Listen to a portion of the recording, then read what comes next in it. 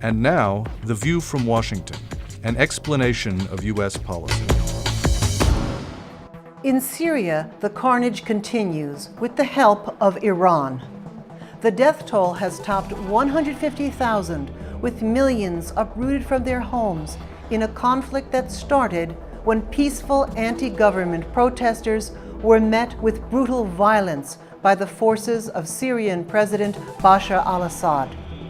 Speaking after a meeting of the 11 Western and Arab countries, the so-called Friends of Syria, who support the moderate Syrian opposition, Secretary of State John Kerry told reporters that over the past year, conditions have become increasingly dire.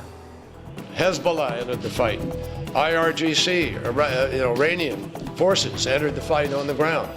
And more terrorists were attracted to the fight against Assad, regrettably, thereby creating a framework where some of the opposition was fighting the terrorists, not Assad.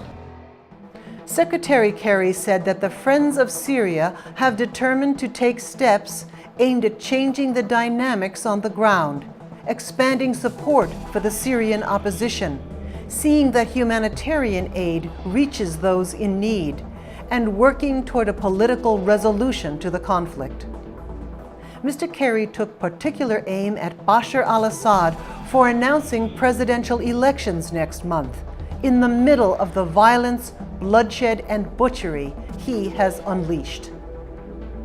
We are unified in saying that Assad's staged elections are a farce, Mr. Kerry said.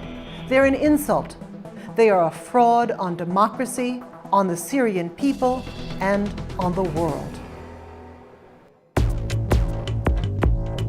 That was The View from Washington, an explanation of U.S. policy.